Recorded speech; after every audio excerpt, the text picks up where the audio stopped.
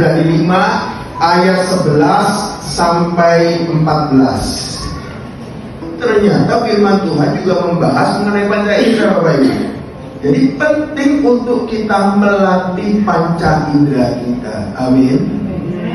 Karena apa yang kita lihat, apa yang kita dengar, itu akan mempengaruhi kita. Setuju? Kita harus melatih panca indera kita supaya apa?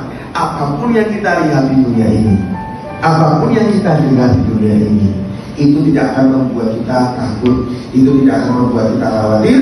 Karena apa? Karena kita tidak hidup oleh apa kata dunia, kita tidak hidup oleh apa kata manusia, tetapi kita hidup oleh apa kata firman Tuhan. Amin. Kita kasih tepuk tangan dulu buat Tuhan kita. Mengapa penting sekali untuk kita melatih panca indera kita? Yang pertama, panca indera yang terlatih membuat orang Kristen menjadi dewasa. Di dalam kekristenan kita, Bapak Ibu Saudara sekalian, kita dituntut, bukan didorong, tapi dituntut untuk apa? Untuk kita menjadi orang yang dewasa secara rohani. Amin. Amin. Karena apa?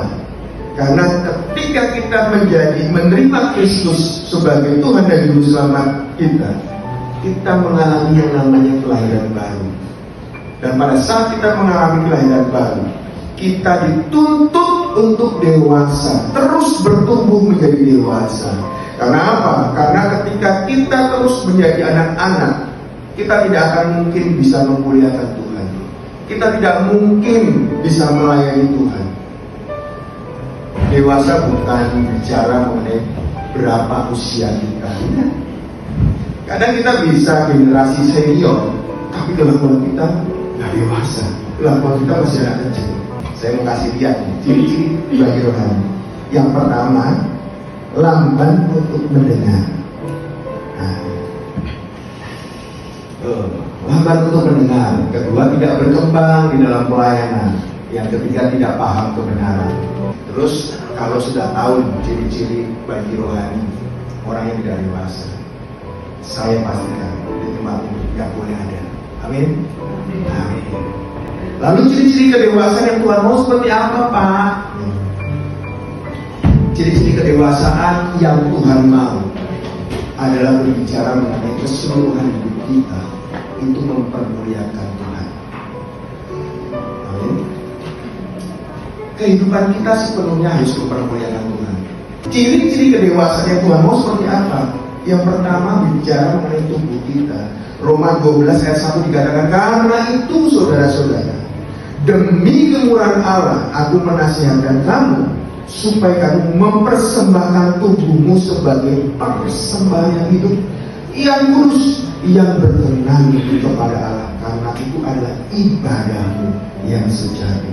Di dalam 1 Korintus 6 ayat 19-20 juga dikatakan bahwa, atau tidakkah kamu tahu bahwa tubuhmu adalah bait Roh Kudus yang diam di dalam kamu, Roh Kudus yang kamu peroleh dari Allah, dan bahwa kamu bukan milik kamu sendiri, sebab kamu telah dibeli dan harganya telah lunas dibayar. Karena itu muliakanlah Allah dengan tubuhmu.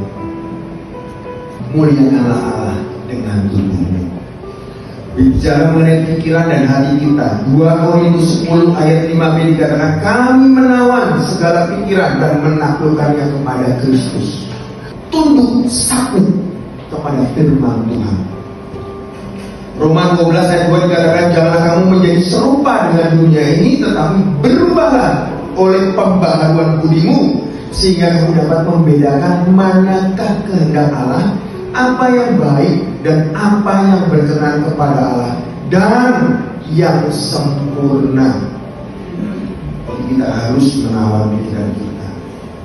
Pikiran kita, tujuan hidup kita hanya untuk Kristus, dan siap menderita dan mati demi Kristus. Lukas 9 ayat 23 dikatakan, katanya kepada mereka, setiap orang yang mau mengikut aku, ia harus menyangkal dirinya, memikul salibnya setiap hari dan mengikut aku. Jadi dalam Filipi 1 ayat 20 dikatakan, sebab yang sangat kurindukan dan kuharapkan ialah bahwa aku dalam segala hal tidak akan beroleh malu, melainkan seperti sedia kala, demikian pun sekarang Kristus dengan nyata dimuliakan di dalam tubuhku, baik oleh hidupku maupun oleh matiku. Bapak Ibu tahu yang nulis ini siapa? Rasul Paulus. Rasul Paulus yang nulis ini. Rasul Paulus yang sebelumnya dikatakan Saulus, tujuan dunia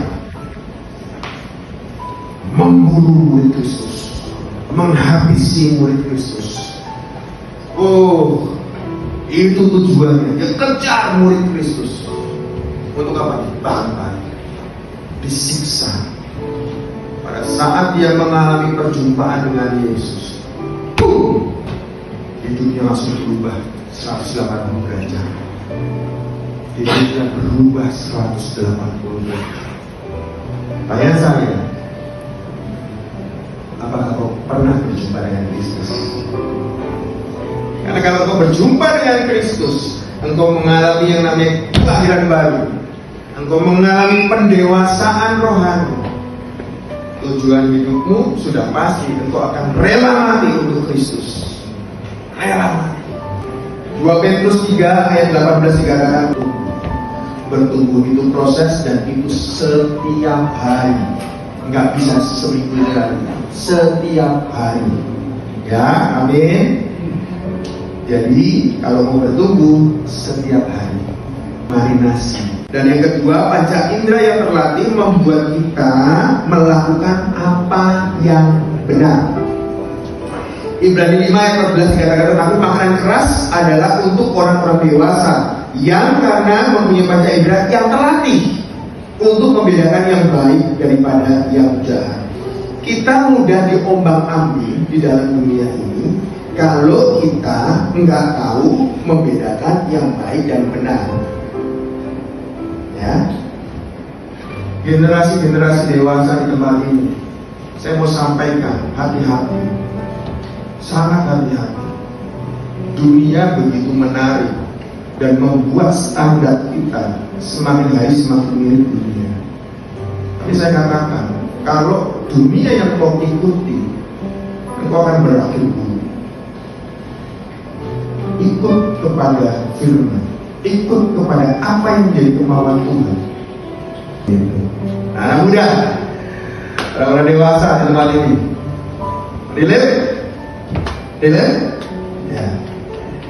Secara nggak sadar, engkau akan tertarik kepada dunia yang akhirnya engkau jauh daripada Tuhan, dan engkau termarinasi oleh dunia, bukan oleh Tuhan. Tapi Kristus bilang apa? Waktu adalah milik Tuhan. Pakailah untuk membangun relasi dengannya dan melayani. Waduh, beda.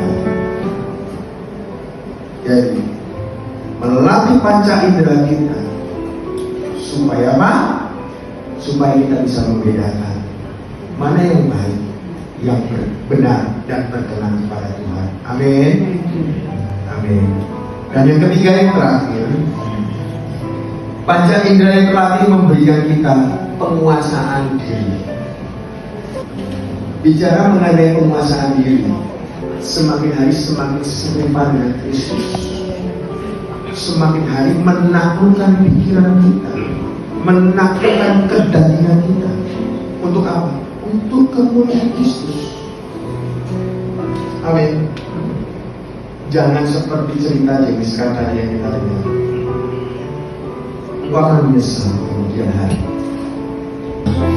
Setiap anak-anakmu yang menaruh tangan mereka di dada mereka, itu tanda mereka tidak mampu tanpa engkau.